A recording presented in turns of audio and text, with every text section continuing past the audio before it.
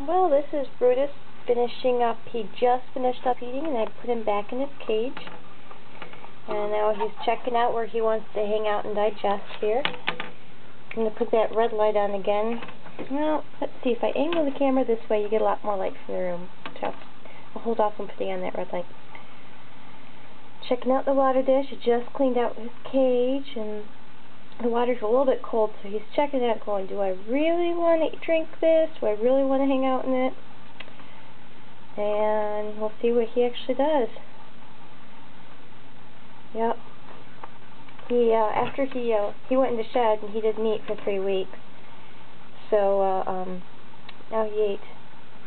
I'm gonna drown. What are you doing? You're gonna drown yourself. Goof. So he just ate 2 mice a week ago and then another mouse today.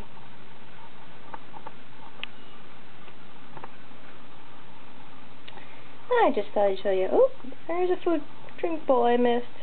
I hate when I do that. They cleaned everything.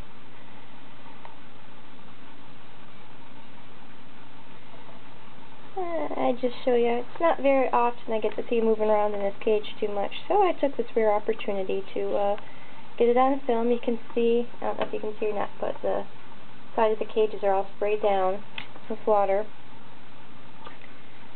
I'm going to have to move that log to get to that drink bowl, but I'll do that before I let him totally rest.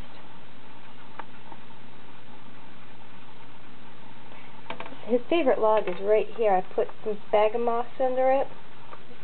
Just wetted it down, washed off the log and everything. And his favorite spot usually to hang out is between here and here. Kind of in between the two. Might take him a while to figure out that's where he likes to go. Maybe he'll go under the water dish today. Who knows? Hey Brutus, did you have a good lunch?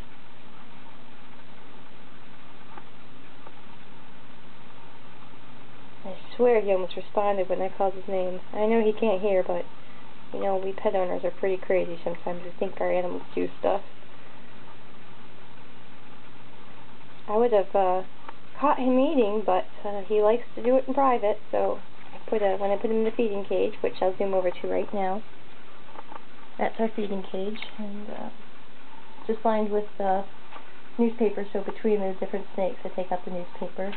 And then when they're all done, we just wash it down in water. And this is a blanket right here. When I have the lid on, which is over on the chair right there, I drape the blanket over a little bit better than that, so he feels like he's a little bit more private there. Now he's back in the water dish. Sorry I made that so cold, buddy. That'll heat up in no time with that heating rod, and if I remember correctly, it's right on the heating, half on the heating spot, heating pad. He's going to drown himself again. What are you doing?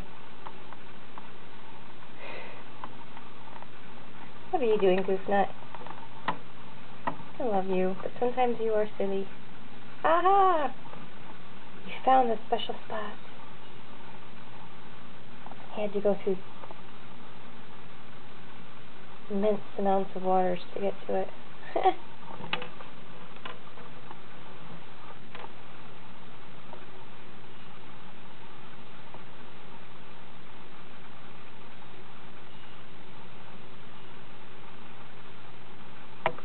See, half his body right now is in the water, half of it's out. Moving along at your own pace like you always do, which is perfectly fine.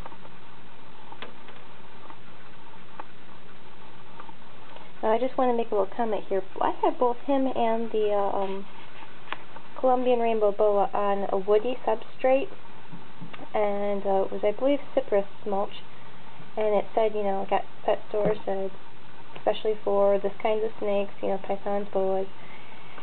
And when I was feeding Corona the other day, I freaked out because I started picking up some of her logs, and these little white things scurried around in the bottom, and I'm like, oh my gosh, what's that? It's mites. So I took I think I first noticed it on her bowel movement.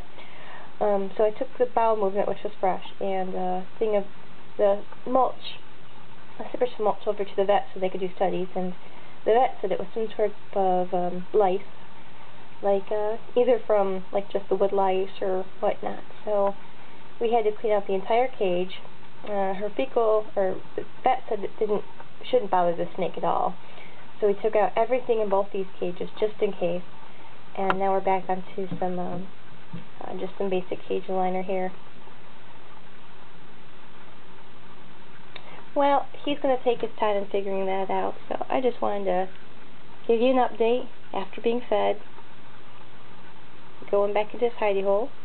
Hey, thanks very much for watching, and have a great day.